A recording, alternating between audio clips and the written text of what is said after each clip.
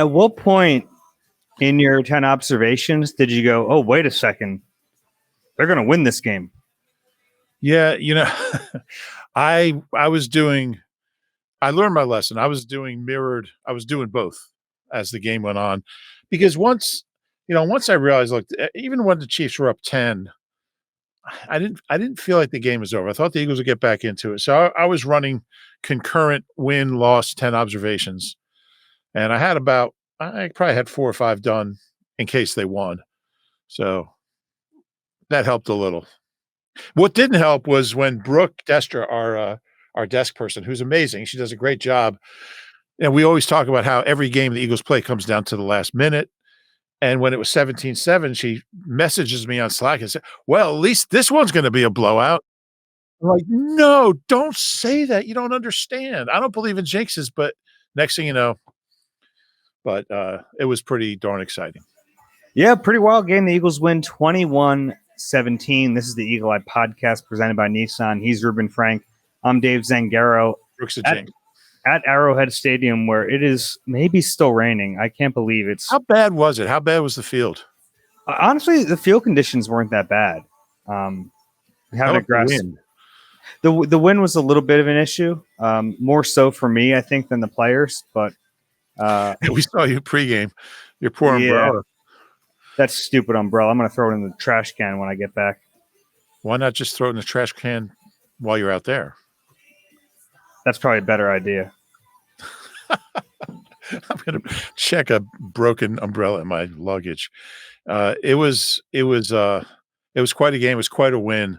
There's so much to say. I'm still not exactly sure what happened and how they pulled that off, but there's a resilience in this team, and I think that's the word. And you heard it a lot post game. Nothing matters for 60 minutes. They're just going to keep playing hard and keep fighting and keep, working, and they don't panic. They don't.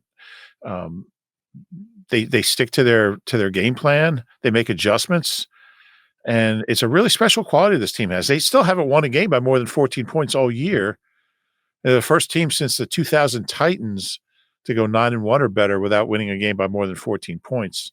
If they win the next one by 14 or fewer, I'm going to have to go look before the Titans. But I just looked this up. They're 6-1 in one possession games this year, and something like 13-2 over the last 2 years. It's a dangerous way to go about your business, but man, they know how to win. That's the one thing they're really consistently good at. Yeah, they do. I feel like we do this on just about every post-game pod these days.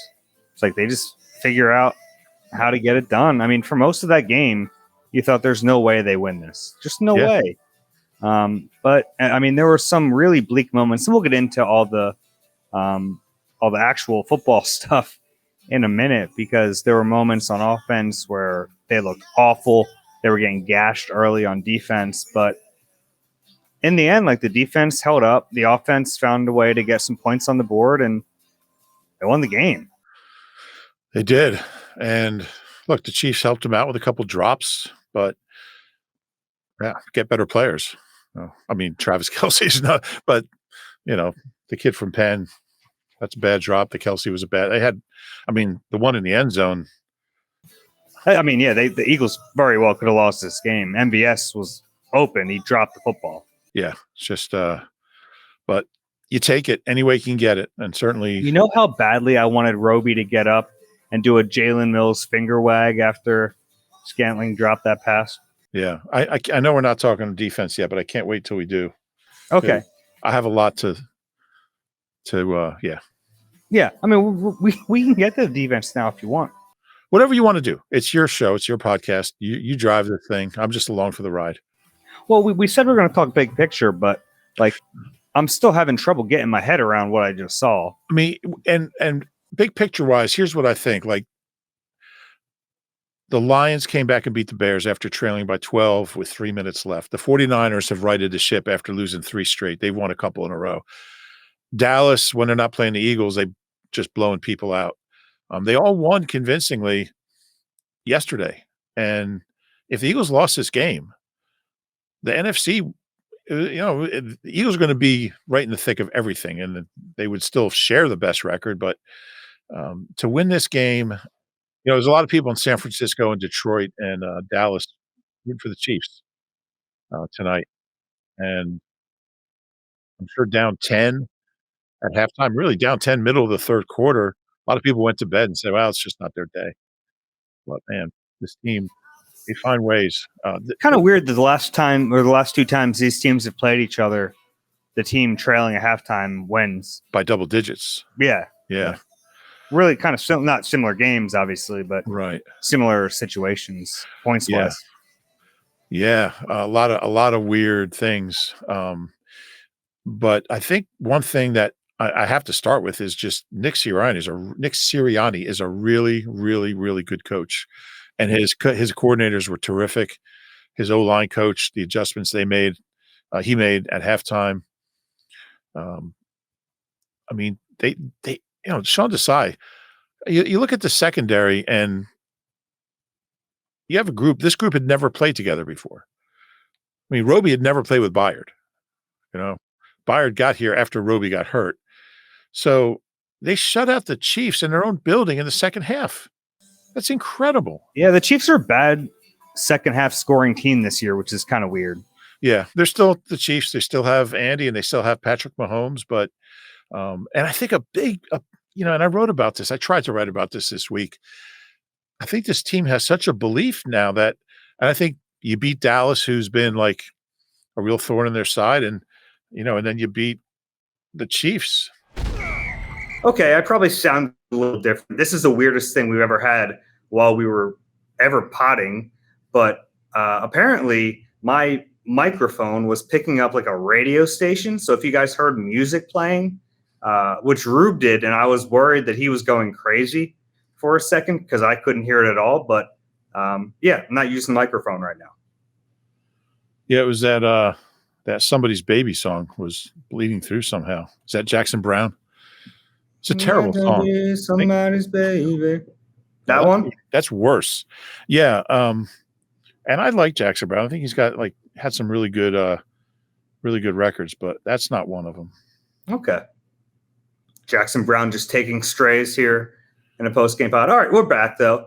I don't remember what we were talking about. I think we are just talking about how weird this team is and how they just find ways to win. They haven't won a game by more than 2 touchdowns, and that's unheard of to be this good, and they still haven't played a complete game. They haven't played a game where they've been really good in all phases. Not one game, and they're 9-1, and they're the best team in football, and they haven't played well yet.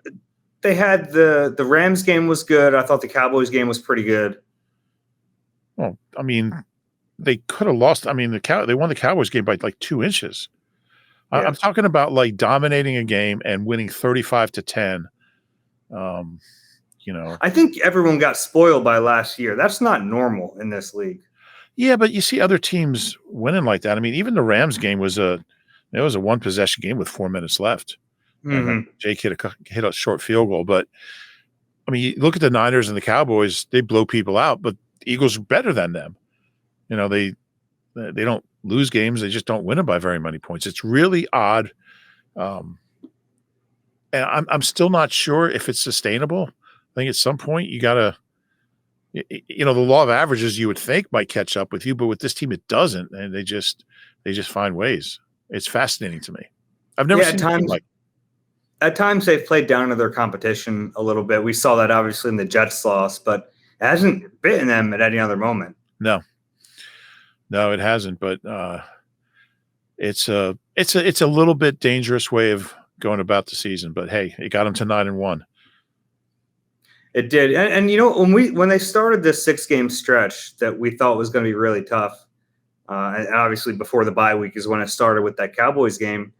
We were saying like, hey, 3-3 is a pretty good result for this 6 games stretch. But I mean, to start it off 2-0, I mean, that is huge. It is just a huge boost.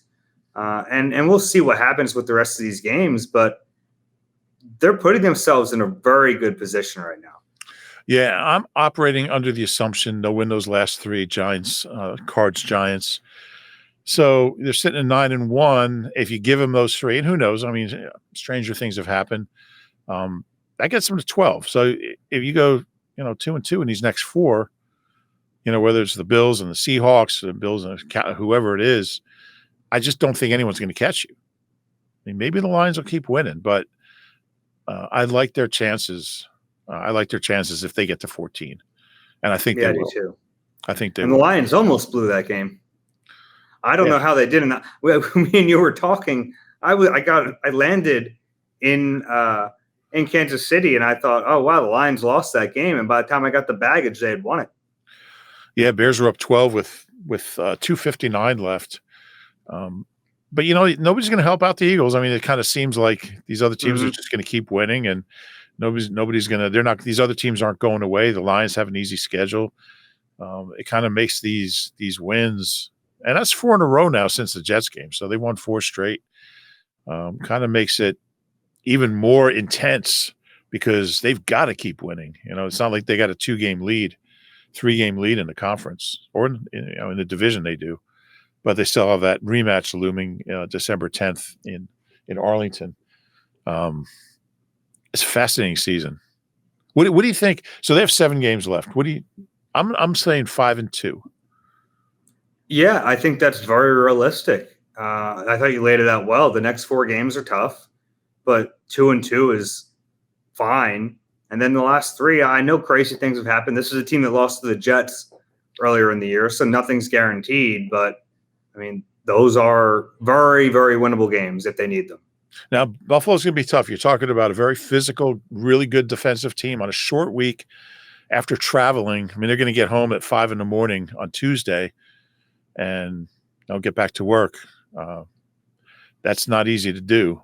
And Buffalo, when Josh Allen doesn't turn the ball over, they're very, very good. But, I mean, the games at home where the Eagles haven't lost this year, I like their chances. There's not a game they can't win. There's not a team they can't beat. They're really good.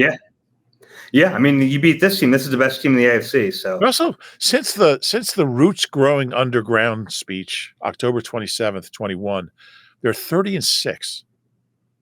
It's insane. Nobody goes 30-6. And with Jalen, they're what? I guess they would be 29-3. I mean, this team just doesn't lose games. So they're a fun team. They're a resilient team. I think Nick has instilled such a belief, and I think a lot of it comes from Jalen too, but there's such a belief in themselves. No matter what the situation, no matter what the injuries, turnovers, big deficits, whatever happens, it's like they just keep plowing away. They just don't. I guess it's a cliche to say they don't flinch, but they really don't. It's impressive stuff.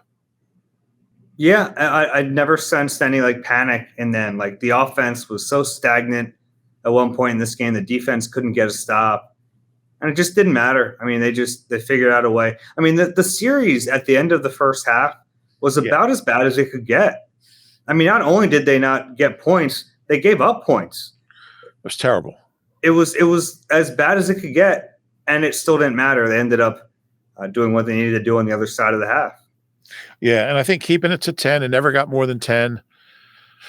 And then once they scored on that first drive in the second half, all of a sudden they have momentum and they're down 3. You're like, how did this happen? Yeah. I mean, it's funny because at halftime I'm getting fire the coaches. They're going to lose this. It's just, the sky is falling, and then they figure out a way to win it. Sky didn't catch any passes, so he is falling. There's something I love about the Chiefs because they have every receiver that I convinced myself in the pre-draft process was going to be good.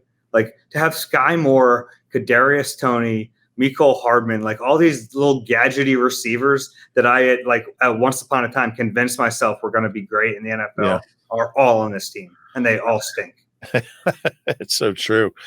You want to talk about the defensive performance? Yeah, let's do it because the first half, they got run all over. 121 rushing yards in the first half, more than the Eagles have given up in a game all year, just 47 in the second half. They really shored that up. Pacheco was 12 for 66 in the first half and 7 for 23 in the second half. And, I mean, Mahomes threw 43 times for 177 yards. I That's it's unheard of.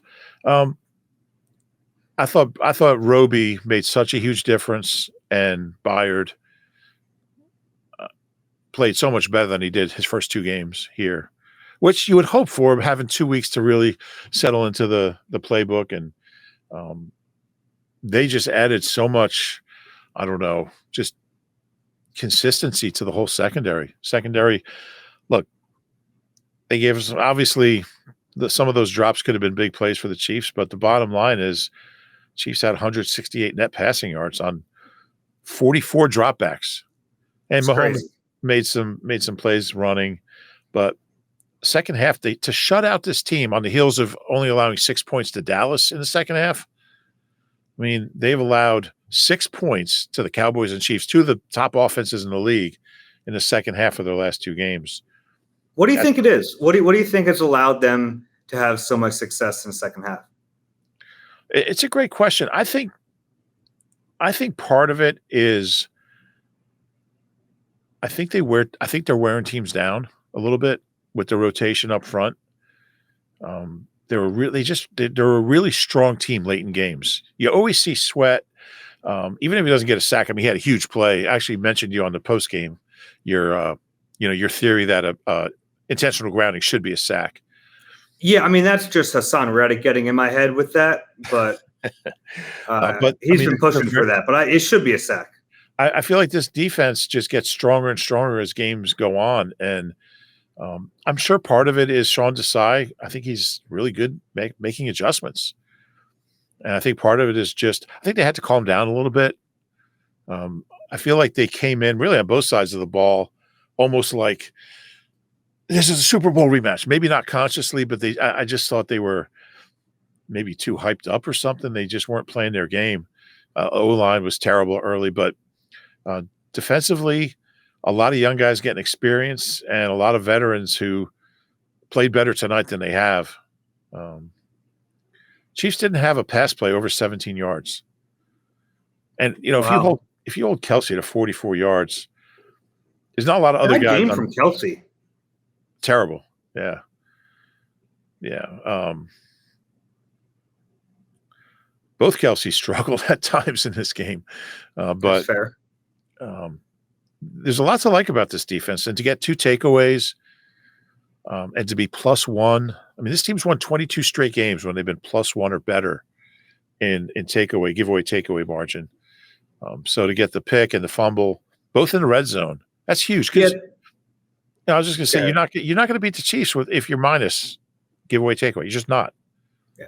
So, and the Eagles' offense didn't do anything with the ball after they got those takeaways, but it took points off the board. So there were still huge plays. The Roby punch out was textbook, and Byard, good for him, because earlier in the game he got kind of lost. It looked like in zone coverage he just was in no man's land and it gave up a touchdown. But he comes back and gets that pick late in the game. Big pick. It was a nice play, and interesting that these new guys. I mean, you look at this defense, like half these guys weren't here like last year. Morrow, Cunningham, Roby, all these guys, Byard, none of them were in that Super Bowl. They didn't lose that game, and it was half the defense is gone. Yeah. So Jalen Carter, obviously. Yeah, Jalen Carter wasn't here. He was in school. Did you see he almost intercepted? Yeah, I've done a deep dive on this already. So I asked him about this. He saw that on YouTube. A high school kid did it. Really? And intercepted it. No one told him to do this. No one knew he was going to do it. But in his head, when Mahomes goes to spike the football, he just took it upon himself to dive and try to pick it off. I thought it was a brilliant play. Absolutely. Would it have been an interception or a fumble? I think an interception. If you throw the ball straight down, I guess it would be. Yeah. Yeah, it was that's brilliant. I thought he was pretty close to it. He was really close. Hearing some of his teammates react to it was pretty funny. Yeah, I'll I bet. asked Josh Sweat about it, and of course he just started laughing. But even Hassan Reddick was like, he laughed and he's like, young kid's got a lot of energy. I don't know. Yeah, that's for It was sure. my favorite play of the game. Imagine if he made it. Would have been unbelievable. Would have been like all-time great play. It would have been the next edition of 50 greatest plays in Eagles history. That would have made the next edition if there is a next edition. But yeah, I love the way the defense responded in the second half. And I don't know if it's any one thing, but you got to love how they're playing late in games. I heard Kelsey say something along these lines. This is a really good, like, late in the game team. They just make plays at the end of games. And to be 13-2 in your last 15 games, decide by one possession, you have to be. But all year they've done that. Both Washington games. I mean, the Patriots game, they closed to within 5. They made plays at the end. I mean, week after week, game after game, they've done just enough at the end of games to lock them up. It's I'm sure causing a lot of elevated heart rates in the Delaware Valley, but something to be said for a team that just owns the last 5 or 10 minutes of a game. Yeah, and I think you hit on it earlier when you said that, like, they kind of believe that they're going to do it. I really do think that goes a long way, because when they're in these situations, there really isn't any panic, even offensively, and we can get into offense on the other side, but I never sensed the panic there. I thought a lot of the stuff they were doing was just silly. Yeah. But they felt like it was on them the whole time. And it wasn't like, obviously that defense was playing well, but it wasn't like the defense was stopping them. They felt like they were stopping themselves. And if that's the way you look at it, and you just worry about what you have to correct on your side of the football, I think then you kind of just like take the steps and correct it. And it might not always work, but for this team, it seems to work. I think it's really hard when you see Patrick Mahomes on the other side of the ball, Andy Reid on the other sideline. They've been to 3 of the last 4 Super Bowls. I don't think it's particularly easy to have that mentality and say, you know what, we just got to get back to doing our own thing, because it's the loudest stadium I've ever been in, outdoor stadium. You know, that crowd is nuts. It's loud. They just don't lose at home. Do you think it's the loudest outdoor, or do you think Seattle's louder? I think KC's louder. Okay. The loudest I've ever been to was that freaking dome in St. Louis.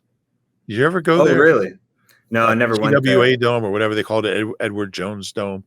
Louder than New Orleans? Yeah, I think they piped in. Oh, New Orleans was really loud. I think they piped New Orleans, I normally leave with a headache. Yeah. People are like getting sick. The noise was so loud in St. Louis. And I think they were piping in noise, because it seemed like it was coming from, it could have been reverberating, but anyway, they don't have a team anymore. So it's really a mute point, as I say. But yeah, it's, I just think when you're up against so much, it's easy to just say, you know what, it's not our day. You know, that's the Chiefs. They never lose at home. They never lose. You know what, we'll still be 8-2. We'll come back. We got the Bills at home. We'll just get back on. This team just doesn't look at it that way. I think that's really special. We'll talk offense on the other side, but there's one thing I want to hit before we get to the break. Yeah. What the heck was Andy Reid thinking? 4th and 4 from the plus 39-yard line, 9:04 left. He punts? Yeah. What the hell was that? Yeah, I don't know. I was curious to see what he would say about it. But yeah, that was so strange to me. And he almost got bailed out, because it was a great punt, but then the coverage team screwed up and it bounced into the end zone. And that's the subsequent drive the Eagles march down the field and take the lead. Right. Yeah. Very strange by Big Red. And earlier in the game, he had some early timeouts. Felt like classic Andy. Brought me back a little bit. He got out coached today, I feel like. I'd agree with that. Now, in general, yes. Now, like when the Eagles were on offense and Spags was on defense, I wouldn't say that. Yeah. Eagles figured some things out, and the Chiefs didn't. Yeah. All right. Well, let's talk about the offense on the other side. You deserve a car that thrills you, a car that puts goosebumps on your goosebumps. At Nissan, we got everything from turbocharged SUVs to 100% electric vehicles that'll make your heart beat faster. Experience the thrill for yourself and shop your local Nissan store at nissanusa.com today. Celebrity cook Steve Martorano brings his Italian-American cooking back home to Philly. Enjoy Martorano's Prime at Rivers Casino and Steve's famous meatballs with Sunday gravy, prime steaks, and more. Make reservations at Martorano's Prime on Open Table. All right, let's talk offense a little bit because, man, there were some moments in this game where I was like, what the heck is Brian Johnson doing? Yeah, there were some moments where I was wondering what he was doing. There's some drives where I agree. But it wasn't. It was like they were like, let's get horizontal today. Yeah, that was like the old Todd Pinkston play for 1 yard. But on that one series, the first two plays, but it wasn't just him. I mean, the O-line was just getting manhandled early. They couldn't even throw the ball on third down because they just kept running because they were getting destroyed. 5 sacks in the first 12 pass plays. And then none the rest of the game. Yeah. And there was the weird one where it looked like Lane was expecting a screen pass. Yeah. And there was no screen pass. No. Yeah. So it was, I think, miscommunication, just guys getting beat. It was just bad. It was ugly.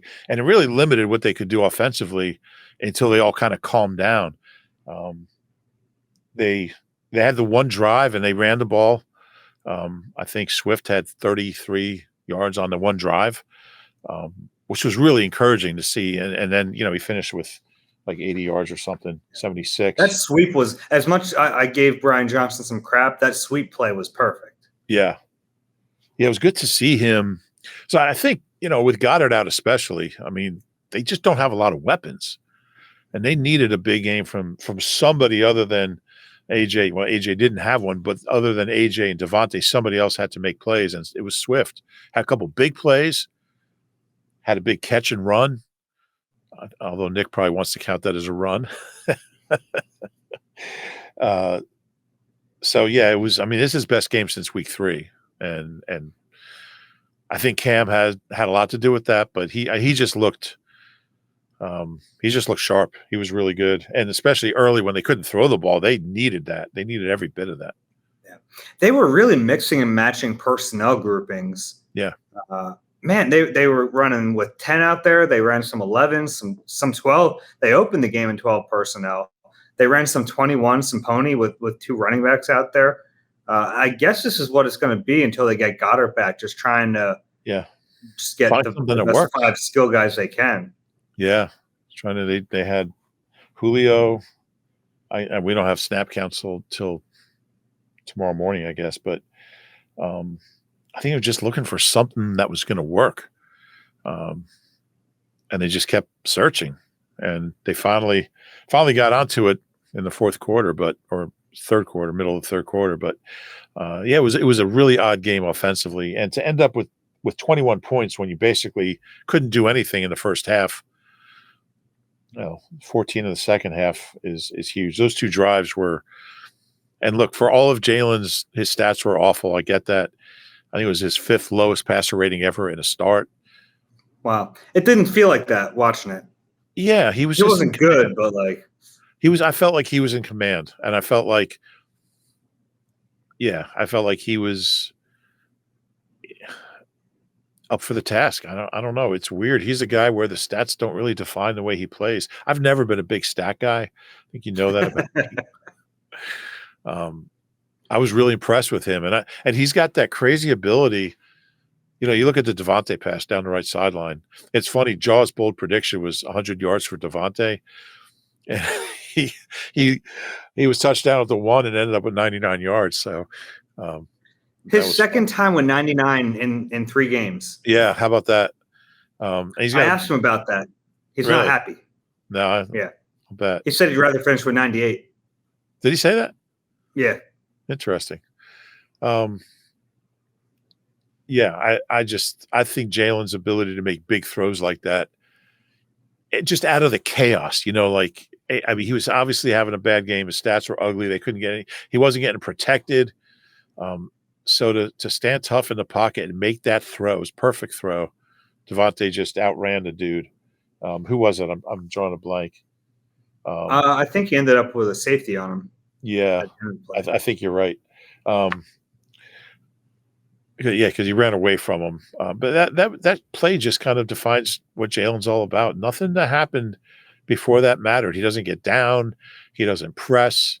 He doesn't panic. He just, I mean, I think he genuinely does not care about stats and that kind of thing. He just goes out and makes a play. He's got the perfect mentality to play quarterback. Nothing phases him. Yeah, I mean, we joke about it a lot, but I really do think it helps him and helps the team. Yeah, because they kind of feed off of that.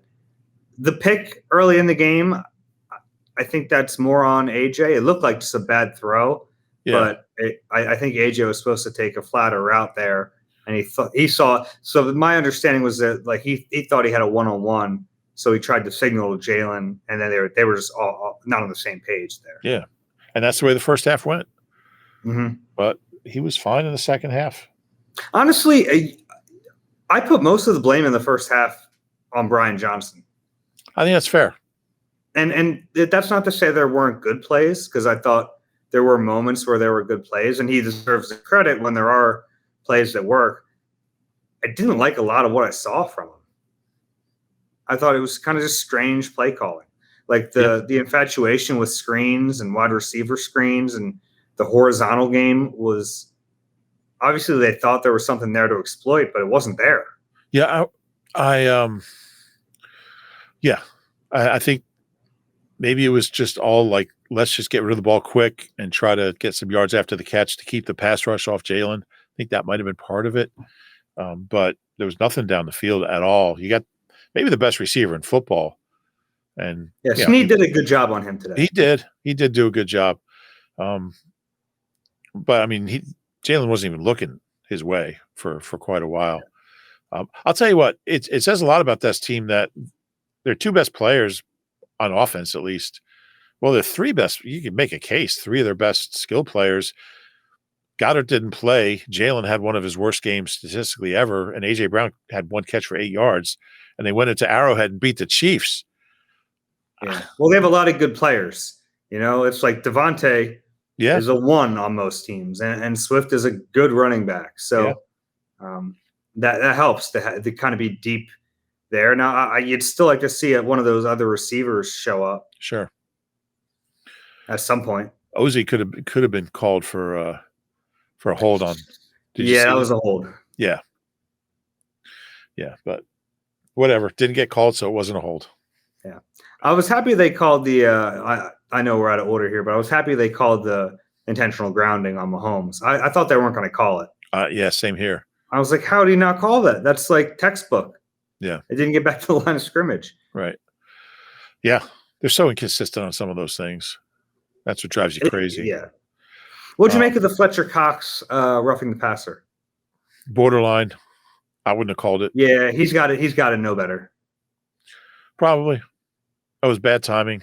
Yeah, it was borderline. I agree, but guess what? Patrick Mahomes is going to get that call. You're right. Yeah. They overcame a lot. I mean, I'll tell you what, it was a huge play was that Josh Jobe downing that punt. Or not downing the punt. That was a big play, yeah. Tackling Tony, who's killed him. Kadarius Toney's 3 longest career punt returns are against the Eagles. Like his longest. He had a big one in this game. Sidney Brown had a similar play where he had a chance to tackle him at the catch and just couldn't do it. So it was a big play, you're right, for Jobe. What did he get him down at the 9? At the 9. Yeah. Yeah, for no gain. And if Tony gets to the 35, they're probably scoring. Well, who knows? But it was a bit of an up and down game, special teams wise. I thought there were some good things. I thought Braden Mann had another big game. He had one bad punt. He had one bad punt. I thought Covey was really good. Covey had a nice 26-yard return. Average. That 18, was encouraging. Average 18. He's good. Mhm. He's just Jake Elliott got lucky on an extra point, yes, he bounced it did. Yes, off he the did. upright and in. And that was huge because that meant the Chiefs had to go for a touchdown and Mhm. not a field goal there. But yeah, other than the one Tony, the 21-yard return early, I thought special teams was pretty good. A game like this, like I think against the Chiefs, field position is so huge, and they did a pretty good job with that today. They made them, made them go the length of the field. Yeah. Yeah. Got anything else here? Did I miss anything? I I don't talked to know. some players in the locker room after. Yeah. I've mentioned a little bit of it, but one of my big takeaways was just how much pride they'd taken at talking about the defense, and especially the defensive line, just closing games the way they've done it. We've talked about Hassan Reddick kind of being the closer, but it was Sweat in this game, and it's kind of like a competition between them to figure out who gets the big play in the big moment. And those two guys are really good. How about Reddick kind of starting off this game with a sack? We talked some all week about Mahomes just doesn't get sacked, and then Reddick on the second play of the game sacks him. Yeah, and I'm thinking, wow, they're going to get like 5 against them. That was the only one. How about that play Mahomes had down the sideline? Oh yeah. What do you do? I mean, You don't. yeah. I thought Sweat and Reddick both. I think they both pressured really well, even though they didn't get the sacks. Reddick got the one. I thought Slay played pretty well. Yeah, you got the one DPI. Yeah, it was a good call. But I thought just Byard and Roby were really almost the keys to the defense. Just in their first game together, they just calmed things down, and they just kind of the secondary was like the first time they kind of seemed settled, I guess. And it's understandable. Sure. They've been running so many guys in and out of there. They got to keep those guys healthy. They don't have a lot of depth, although they got some young guys, some experience, but really an incredible win. And we should mention it wasn't just Roby out there. Like they were still rotating at that nickel. Yeah. And part of that might be, he's a guy's coming back from a long layoff.